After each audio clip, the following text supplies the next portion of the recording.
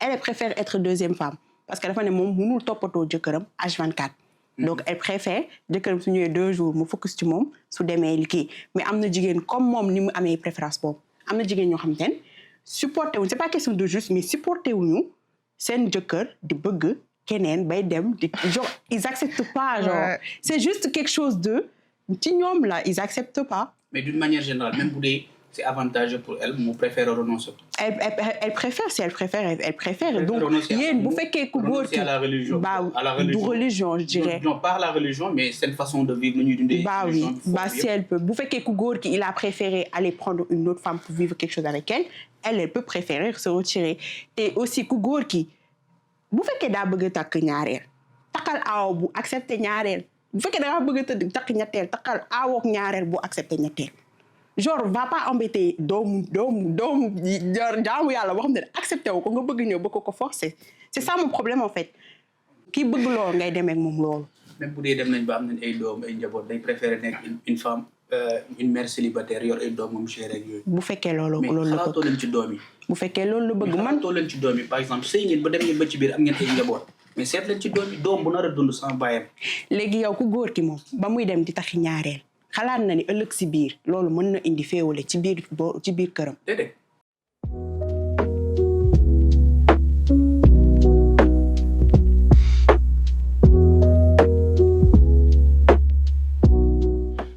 salaamaaleykum mes chers abonnés namoon naa leen nag j'espère que yéen a ngi ci jàmm bu baax a baax alors tey nag on est très heureuse pour accueillir leen dans notre deuxième épisode dans Réveille-toi chez Miss Mar.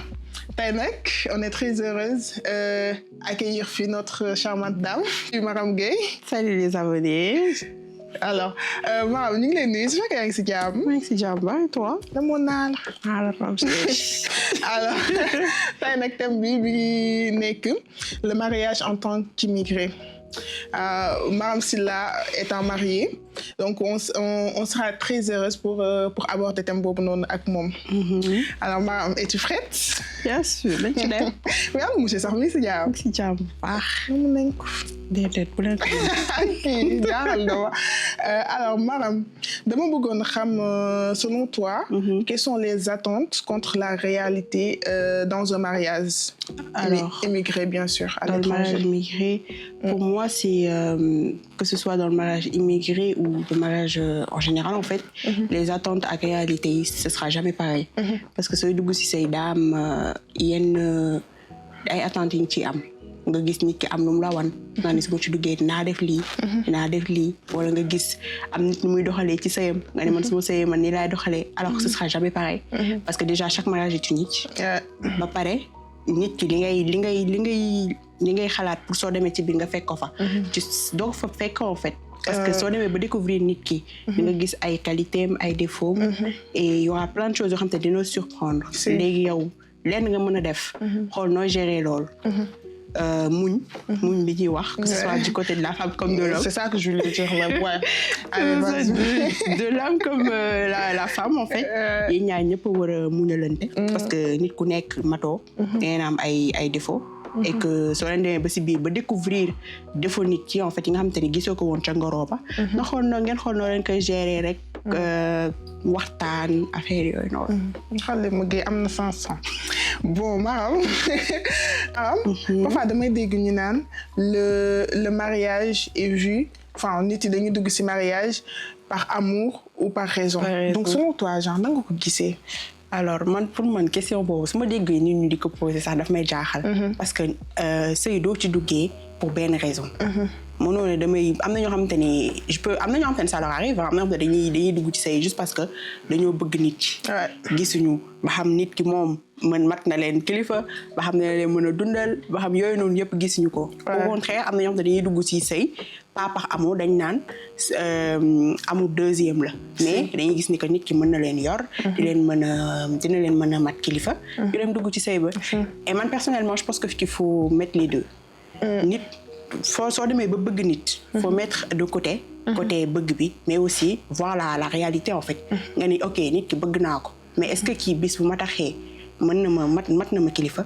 parce que nit takk la ba pare en tant que jigéen yow li la par exemple dañu naan sa jëkkër mooy dooni sa papa. sa papa fi mu la féetewoo benn côté bi moom féeteelu fa. baa yow joxoo ko cër bi nga xamante ni yow su la nee bàyyi nga bàyyi. xam nga loolu y aura un problème après. Ouais, j'avoue. Du coup loolu pour man faut savoir doser les deux en fait. ak jëkkëram en fait. Voilà. Ak jëkkëram en fait.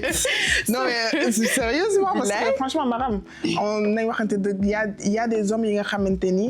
je vais pas dire que matuñu la kilifa. mais duñu sax doxalee comme tel. C'est ça. Voilà parce que comme tey ni nga ko waxee góor bu la takkee daf la war a mat papa. mat la mag mat la jëkkër en tant que tel en fait. C'est ça. mais am na ñoo xamante ni dañ lay takk mais franchement laisse tomber. Voilà léegi mën nga dugg ci laisse tomber yooyu noonu mais nga bëgg leen. léegi nga dugg ci juste parce que da nga leen bëgg après soo demee ba ci biir parce que amour qu'on se dise la vérité sëy soo demee ba ci biir amour bi ma nga fa ba tey de mais daa am luy sut. mooy le fait de vivre ensemble. Et c'est ça le plus compliqué. Vous allez vous aimer, hein. Mais si yow tu supportes pas la personne, ça va être compliqué. daa am loo koy mën a muñal ok mais il faut qu'au moins tu supportes la personne et tout. Après nag dugg ci say tamit que par raison. ça va être compliqué parce que comme li may wax rek la personne ce sera compliqué à vivre ensemble. amour su fa amul du am lu lay téye en fait. parce que imaginons nga dugg ci nit ki disons yow sa raison mooy dina la mën a dundal. su demee ba dundalatu la comment on fait. Il y a plus l'amour comme on fait. Boobaa c'est boobu mooy compliqué rek. Du coup voilà donc pour moi faut savoir doser en fait les deux. voir daal parce que nit matul dangay xool li nga ko mën a muñal mu leer na la yow lii soo ci duggee da nga ko muñal. nga dugg ci soo ko mënul nag nga xam ne loolu mënoo ko. Voilà. Merci beaucoup. Et selon toi, quel est le rôle de la famille dans un mariage immigré? Enfin, famille bi nga xam sa famille bi nga xamante ni au pays, ouais. Donc du coup, selon toi, quels sont leurs rôles en fait dans ton mariage, par exemple à toi, qui suis à l'étranger?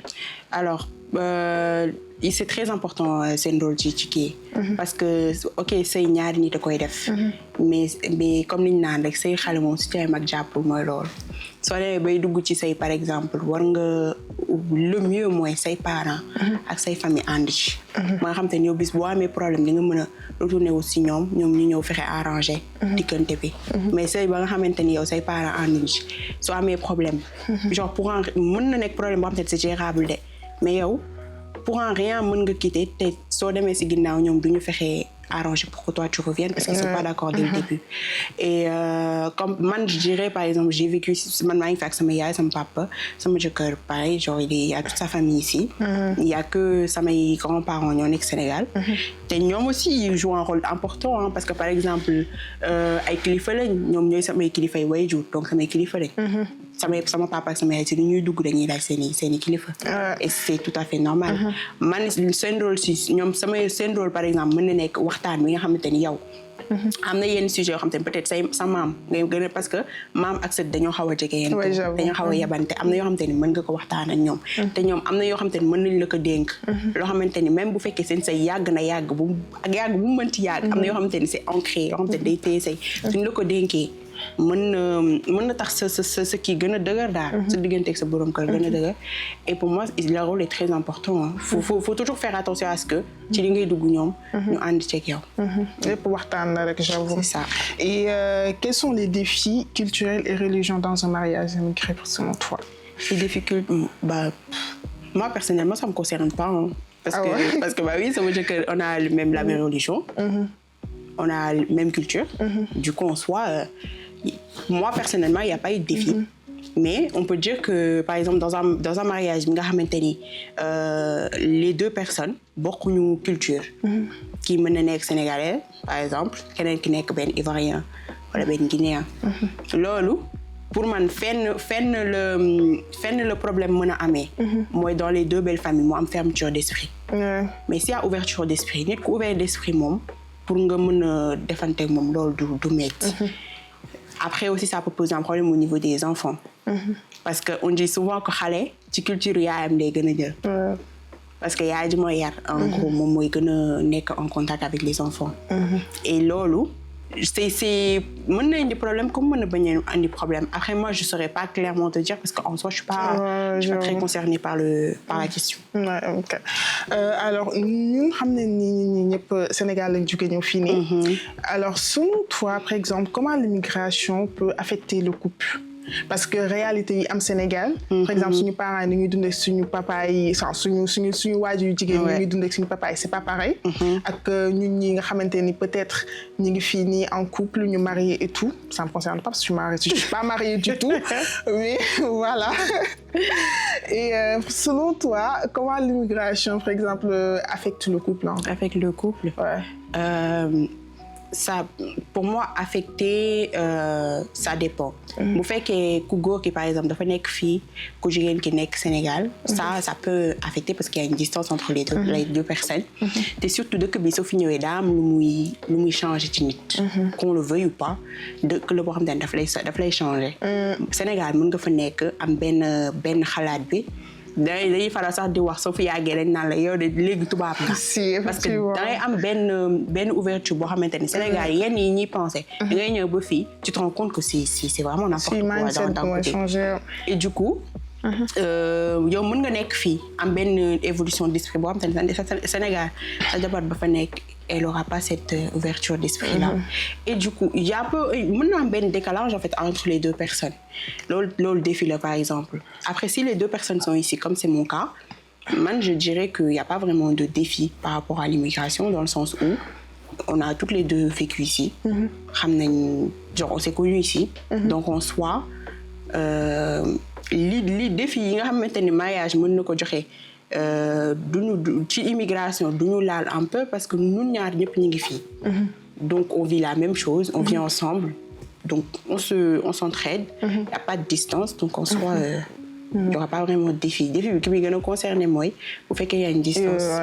mariage entre les deux personnes li ñuy wax maribataire yi.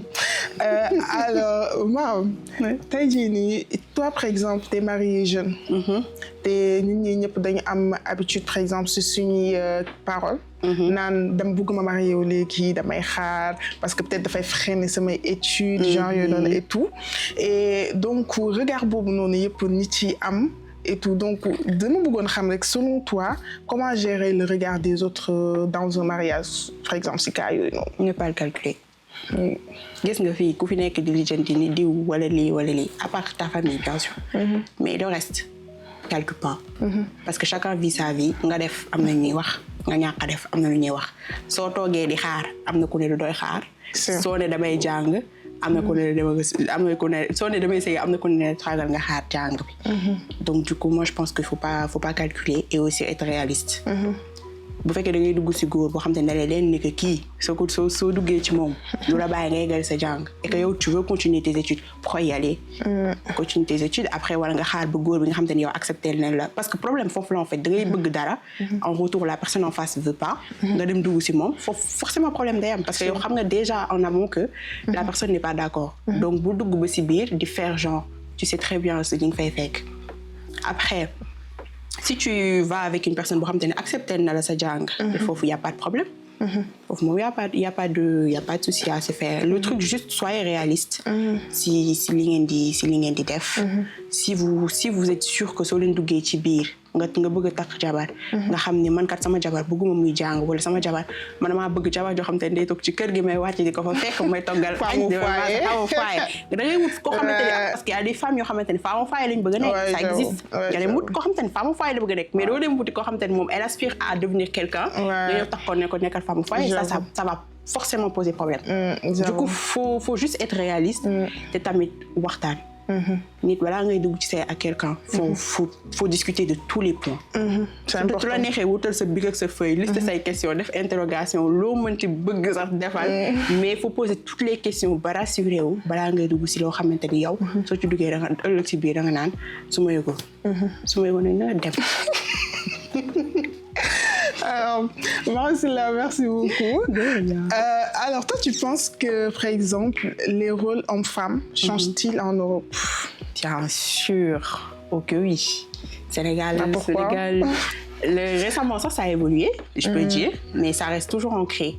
Sénégal, soo amee jabar. ku jigéen ki elle a tendance à tout mettre de côté pour ku góor ki. Elle a tendance à laisser les études.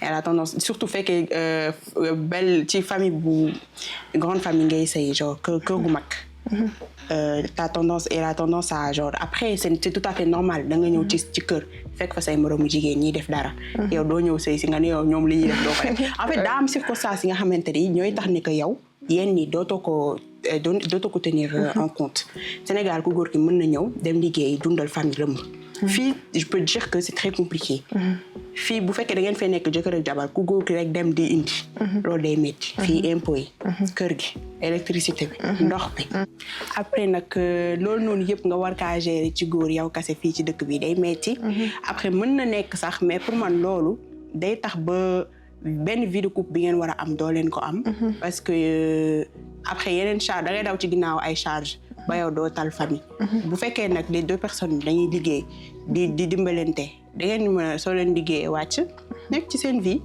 ku nekk ngeen mën a am benn vie bi à côté mais dëkk bi ku fi nekk di gérer yow kese nga nekk benn loxo da ngay sonn te dootal dara da ngay dem sax ba yéen ñaar kenn ki mën na jéppi kenn ci ndax su wàccee gis kenn ki teg ay tànkam kii moom muy bëgg a deewa ki dépense après day indi problème mooy loolu daal donc si tu peux jigéen ki su mënee aider ku góor yi qu'elle le fasse mais c'est pas une obligation de que soit clair mooy jàppalante c'est important dans un couple quand même mais dam ngay jàppale bu boobaa côté finance côté bi nga doon wax léegi parce que yaa ngi doon lim góor bi bu na def fay électricité fay courant fay ndox loolu yëpp day charge bi day métti ci moom léegi dans ce cas jigéen bi dan mooy doon participation mën na ne par exemple man sama jëkkër su fayee loyer loyer c'est pour moi c'est le premier truc mën na ne par exemple moi les dépenses de électricité yi nga xamante ne loolu on peut dire c'est rien mais ça c'est quand même des charges lu si mel ni électricité bi internet des petits trucs comme ça là mën na ne man je les prends en charge yow essayer lijjanti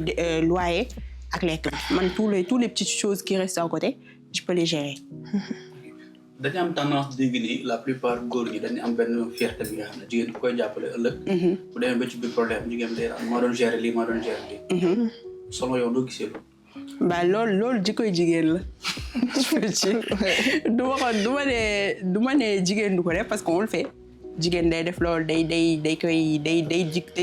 dimbali góor dem ba si biir gis ne man kat lii dama ko doon def gis ni nekk genre samañ ko en fait suñu amee benn problème te loolu pour man ku góor ki ok ku jigéen ki war na bosser ci loolu mais loolu yàlla moo ñu ko moyen c'est que on est comme ça léegi ku góor ki pour man moo war a am benn dépassement bi en fait wala bis bu ñuy teg loolu mu ne ko carrément lii man c'est pas quelque chose boo xam te ne dama la ko sant en fait c'est toi t'as pris sa initiative ne danga ma koy aider ëllëg si biir problème su amee yow yaa jël sa initiative bopp def ko du man tu vois su ko defee bis bu ko nee maa doon dimbalee lii ak lii mënu ko sant ma la ko yaa ko def sa bopp. Ouais, effectivement. loolu day jeexal problème. Merci Mara. Donc du coup, je voulais savoir par exemple, est-ce qu'il y a des pressions sociales ou administratives que vit le couple immigré? S'il y en a, c'est lesquelles réellement? Je peux dire que oui. Imaginons ngeen nekk couple étudiant par exemple. ngeen nekkoon xam nga fii soo ñëwee fii en tant qu'étudiant après da nga war a changement de statut je crois. Ouais, c'est ça. Après ngeen marié wu en tant qu'étudiant. ngeen pare jàng soo amul liggéey je crois que c'est un problème un truc comme ça moi je suis pas sûre parce que je suis pas venue en tant qu'étudiante et tout mais loolu mën na poser problème administratif par exemple ku góor ki mën na am pression wu damaa war a wut liggéey coûte que coûte. Pour changement de papier, pour les charges, pour tout ça là. Ça peut être une pression administrative. Boo xamante ni yow doo xam sax noo koy lijjantee parce que on peut voir il y a plein de góor yoo xamante ni da leen di daal ci dëkk bi. nga pare jàng te amoo liggéey. C'est très compliqué. Après beneen charge bi c'est la pression sociale. Pression sociale moom wax fa dëgg yàlla. man personnellement. Faut pas calculer les gens. À part ta famille, les gens ce qu'ils pensent. Même ta famille, il ne faut pas calculer tout le monde, sauf tes parents, en vrai. Ouais, c'est ça. Ça dépend. Ça dépend qui parce que nit da ngay focus ci dara. di waxtaan ak nit de confiance ku si mel ni sa yaay. parce que yaay mooy sa yaay da lay wax dëgg. tu vois. léegi nag bu fekkee yow da ngaa bëgg ku ñëw wax sa bopp bi.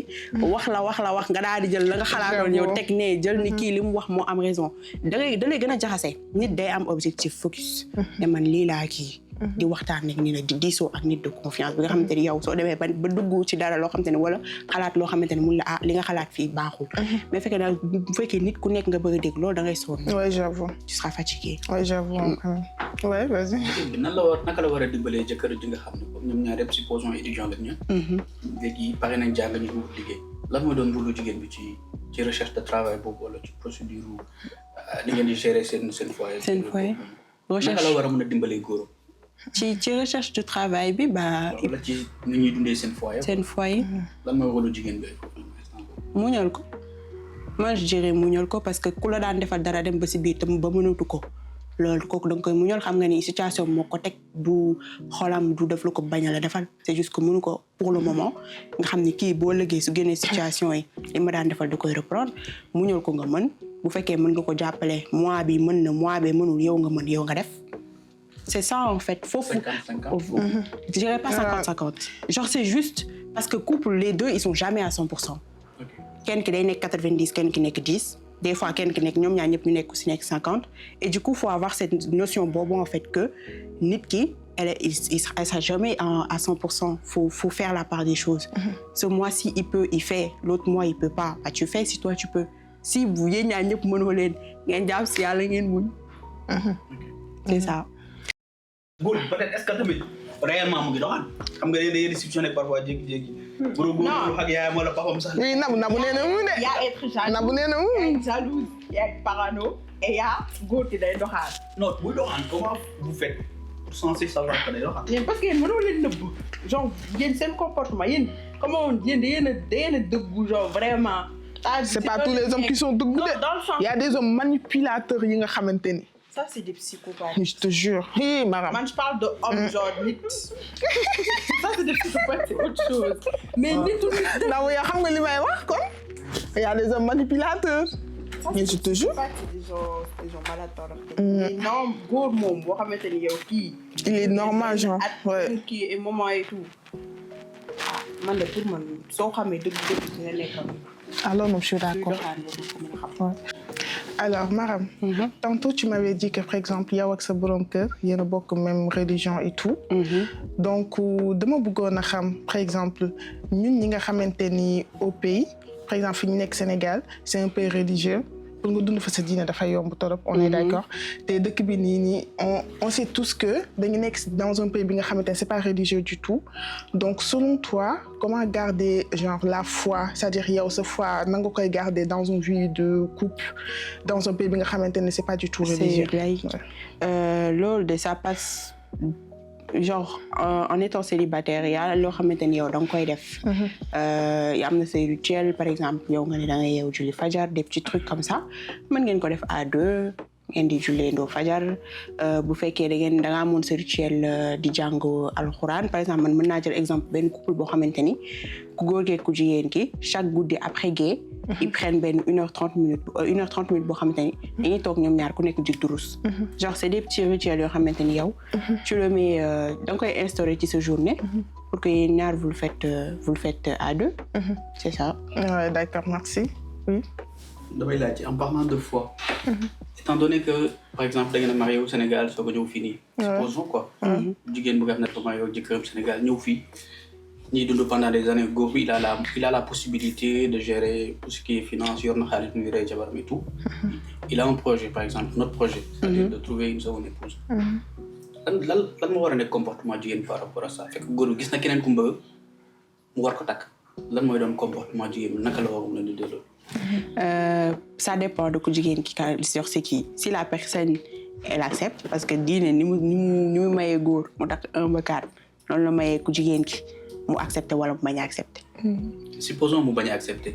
Bah elle mën na soit elle accepte pas ku jigéen ki ak ku góor ki il accepte pas que ku jigéen ki accepté wul genre ku góor ki s'il accepte danaan ko ku jigéen dana ñëw nekk ku jigéen ki damaa bëgg a takk ñaareel. Mais elle a pas le droit de lui imposer. Si elle accepte pas bah elle part. Ok. Mais Après, est-ce que waxtaan nañ ci bien avant le mariage aussi. mën nañ ci waxtaan xam nga l'homme comme on l'a dit question de foi. Parce que en fait lépp ci loolu lay dépendre en vrai. Effectivement xam nga on a dit comme par exemple la religion bi ñu nekk. Il est permis à l'homme d'avoir la possibilité d'avoir léegi bu dee deux la tànnoon de nature il a signé polygame. parce que même bu dee de nature sax monogame la. mu dem ba ci biir nécessité la ci moom wala besoin la ci moom wala bëgg-bëggam la un nouveau projet. takk deuxième femme. bu ko defee boobaa lan moo doon comportement jigéen mais bu dee jigéen bi elle s'y oppose. waa ji nangu ko may baat par exemple bëgg na takk keneen lu ñuy def. Bah, ils entament une procédure de divorce. Est-ce qu'il y a une solution là par rapport à ça? Bah, ça dépend. Ni ko jigéen ki ni ko góor ki amee bëgg-bëggam takk ñaareel noonu la ko jigéen ki tamit amee bëgg-bëggam ba ñu accepter polygamie. Mais jigéen bi elle devrait pas s'y opposer parce que étant donné que la religion. Mais pourquoi? Non, la religion elle dit bien que la femme a la possibilité d'accepter ou non. Ouais, mais renoncer à son mariage juste parce que jëkkër am na beneen second. C'est valable. C'est très très valable même. Parce que ku jigéen ki mënoo ko imposer loo xamante ni genre su ci duggee après problème wu genre da ko indi beneen problème chacun ku nekk da ngay accepter li nga xamante ni yow sa kër dékku na ko. Si la femme elle accepte, bah c'est bien, elle roule. Si elle accepte pas et que mon divorce moo ko gën a nekk si famille polygame, bah elle divorce. Après ku góor gi c'est lui qui a pris sa décision, il a qu'à assumer. On va demander aux abonnés wala mais oui après ñoom seen xalaat. Exactement. Ouais, c'est très intéressant et merci beaucoup. Donc du coup tout à l'heure ñu ngi wax ci affaire foi et tout. Et toi comme que tu es mariée, peut-être un jour tu es apte à avoir des enfants et tout. Donc comment tu penses transmettre ces valeurs à tes futurs enfants? Bah, ça peut commencer par exemple daayira yi, les regroupements culturels et tout et religieuses. Mën nga am sa doom mu nekk tout tànk nga habitué ko muy dem daayira. Loolu day am lu muy def ci xale bi en fait nga mettre ko dans cet environnement dès le début bi muy nekk xale. Day tax mu am benn lien bi en fait ci religion di ko jàngal par exemple alxuraan lépp ci loo xamante ni comme ñun suñu waajur ni ñi def ba inculquer ñu religion bi rek. Donc c'est Sénégal peut-être ce sera plus facile mais ici ça existe. Parce que dangay dem ci daara yi dañ lay jàngal alxuraan gratuitement nga mën a dund sa religion gratuitement tout ça donc loolu lépp ça passe par ça. Ok. Alors selon toi par exemple le mariage immigré renforce-t-il ou fragilise-t-il le couple? Ça dépend. Je dis pas oui définitivement dit non ça dépend.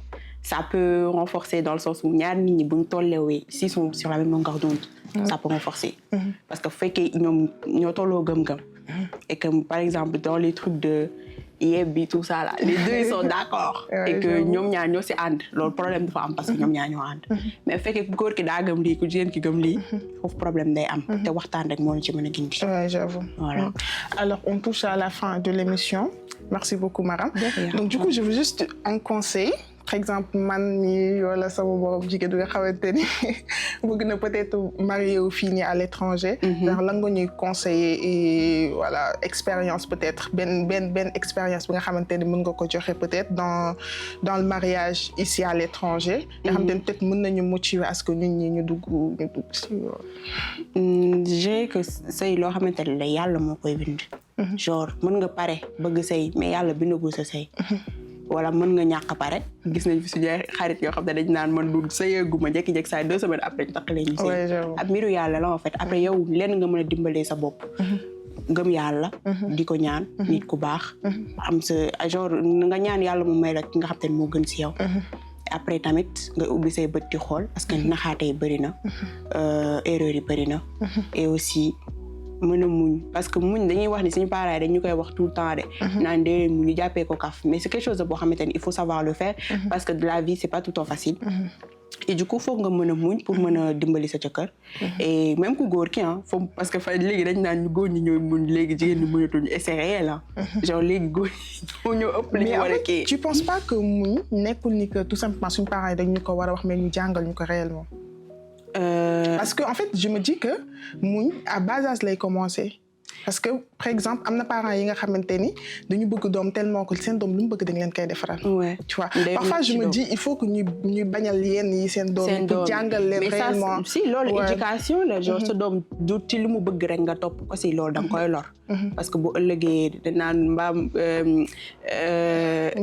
waaw déedéet du loolu de kii boo yoree sa kuréel yow la njëkk a bëgg léegi loolu da nga soog pour éviter ko faaw nga yar xale bi loolu ci yar la da ngaa war a yar xale bi après muñ je trouve que ñun jigéen ñi ñoo ñu koy jàngal de suñu yaay ñi ñuy jàngal muñ parce que da ngay yeewu ne man tey aw ma aabi togg mun la pëkk jóor nga dem togg ci te loolu daf lay jàngal ne que ëllëg sa biir kër am envie ñàkk envie da ngay xëy jóg togg loolu dañu koy jàngal au contraire góor ñi laa gis ñu jàngaluñ leen muñal si effectivement et du coup man c'est ça la loolu nuance bi en fait am nañu ko am naturellement am na ñoo xam te ne amuñu ko parce que ci leen ko parce que peut-être yéen da ngeen ñàkk xam la quoi wala réaction yi fekk mais ci muñ lañ dëkk parce que boo jigéen ci ay comportement am ci ay bëgg-bëgg bis bu ne day def li nga xam ne ne jëkkër mun na ko ci mere wala bañ ko tudd wala yu mel mais xam nga yooyu du ci ko góor ignorer kenn wala affaire yu mel mais wàllu muñ bi sax boobu dama ci bëgg a ñëw man li ma jaaxal mooy sànq ci explication mu ngi expliquer que am na routine yi ngeen mën a créer diggante jëkkër ak jabar ngeen di yeewu yenn heure di julli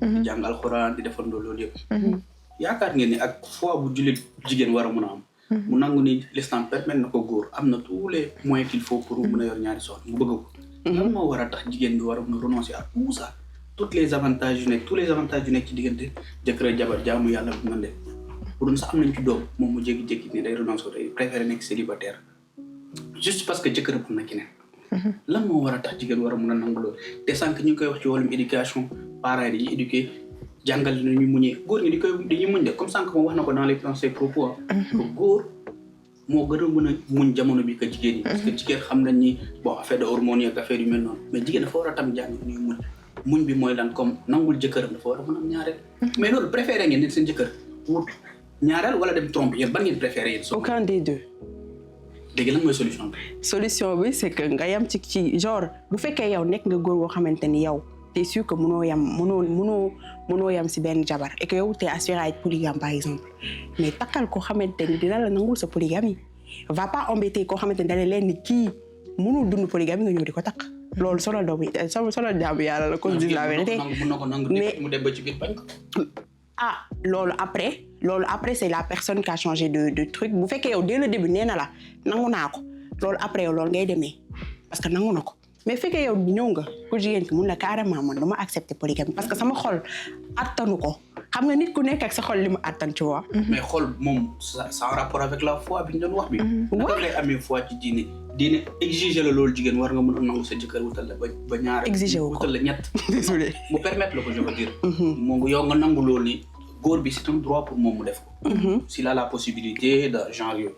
lan moo tax nga war a mën a bañ loolu. parce que yàlla may na ma bañ ko. ni la yàlla mayee nga def ko noonu la ma yàlla mayee ma bañ ko te bu boobaa bu fekkee diw jigéen ki mënu ko am na droit bañ ko en fait faut pas remettre parce que nous on remet pas en question le fait que vous pouvez avoir plusieurs femmes donc remettez pas en question le fait que ñun ñu bëgg a bañ. mais une femme dina nangu renoncer à tous les avantages comme je disais tout à l'heure ñu amul ñëpp. parce que juste parce que am na wujju. am na parce que ak li nga mën a supporter en fait. parce que yow bu fekkee bëgg nga sa jëkkër bëgg boo xamante ni yow supporter wu da ngay gis ko xamante ni jëkkër ji day takk ñaareel mu toog ci sëy bu juste parce que day bañ ñu naan ko yow sa jëkkër daa takk ñaareel nga daw léegi yow 2 jours di sa jëkkër di nekk si keneen ki da ngay misère genre yow da lay indil problème goitre tout ça et on peut aussi y a le problème de famille polygame y a tout le temps des problèmes donc léegi imagine yow koo xamante ni dafa màgg ci benn environnement polygame gis la fay xew yëpp mu ni man de lii du ma ko dund te du ma koy dumbuloo samay doom après yow nga bëgg a ñëw bëgg cee defaat loolu traumatisme la boo xam te ne mënu ko accepter et elle peut pas. sànq yaa ngi naan. lépp mu ngi dépendre ci naka lañ def ba maanaam ba maa yow bu dee début bi waxtaan nañ wala polygame wala monogame. man anam la góor gi war a mën a takkee jabar suñu ba l'islam dafa teg ay charte am ay règles góor su waree dem ba war a takk ñaareel par exemple ou avoir plusieurs femmes l'islam dafa teg ay règles am ay charte yoo xam te ne teg na ko te daf ko war a matale. bu dee matal na ko. la femme a toujours le droit de dire oui ou non ça c'est son droit li ñu naan droit ak devoir ça c'est son droit. jigéen foogoo leen ni jigéen dafa war a am possibilité am wujju parce que xam nga lu tax. waaw du possibilité sax mais bu amoon wujju c'est avantageux pour elle. pourquoi. parce que góor gi bu aayee fee. da ko permettre moom mun a focus ci projet. loolu am na ñu koy accepter. xam nga sànq ci suba sànq yaa ngi expliqué ci say propos que jigéen dafa am ay projets. par exemple après le mariage vous préférez nekk femme au foyer. parce qu'elle a des projets suite au mariage.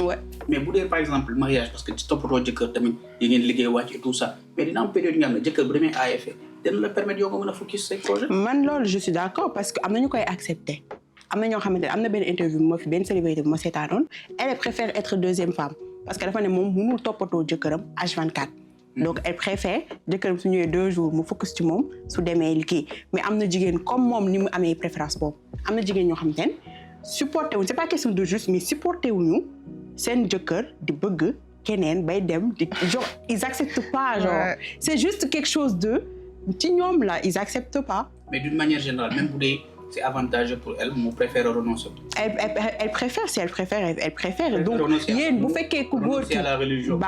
du religion je dirais. non pas la religion mais c'est une façon de vivre nu ñuy dundee. oui si elle peut bu fekkee ku góor ki il a préféré aller prendre une autre femme pour vivre quelque chose avec elle peut préférer se retirer et aussi ku góor ki bu fekkee daa bëgg a takk ñaareel takkal aaw bu accepter ñaareel bu fekkee da nga bëgg a takk ñetteel takkal aawook ñaareel bu accepter ñetteel. genre va pas embêter doomu jaamu yàlla boo xam ne accepté wu ko nga bëgg ñëw ba ko forcer c'est ça mon problème en fait ku ko bëgg kii ko genre kii ko bëgg nga koy kiiwee nga koy kii bëgg loolu ngay demee ak moom loolu. même bu dee dem nañ ba am nañ ay doom ay njaboot day préférer nekk une femme une mère célibataire yor ay doom moom géré ak yooyu. bu fekkee loolu la mais xalaatoo leen ci doom yi. bu fekkee loolu la bëgg man xalaatoo leen ci doom yi par exemple sëy ngeen ba dem ngeen ba ci biir am ngeen ay njaboot mais seet leen ci doom yi doom bu nar a dund sans bàyyam. léegi yow ku góor ki moom ba muy dem di taxi ñaareel xalaat na ni ëllëg si biir loolu mën na indi féewale ci biir këram. déedéet bàyyi la bàyyi day continuer di doon bàyyi day aaye fii aaye fee du temps bu période bu muy aaye ci këram. waaw mu ngi gérer njabootam di def ay suivi. waaw léegi bu demee ba séparation am na. boobaa l'enfant mooy grand perdant bi. léegi waaw loolu ça je suis d'accord ok.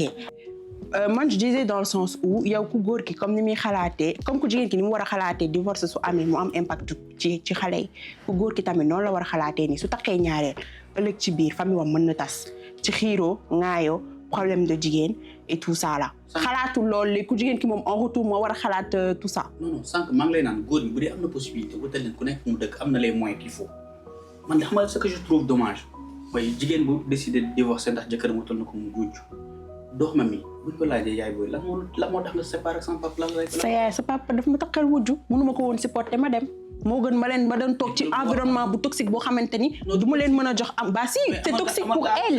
mais non c'est nga mbëggeelu doom diggante relation doom bu mu war a.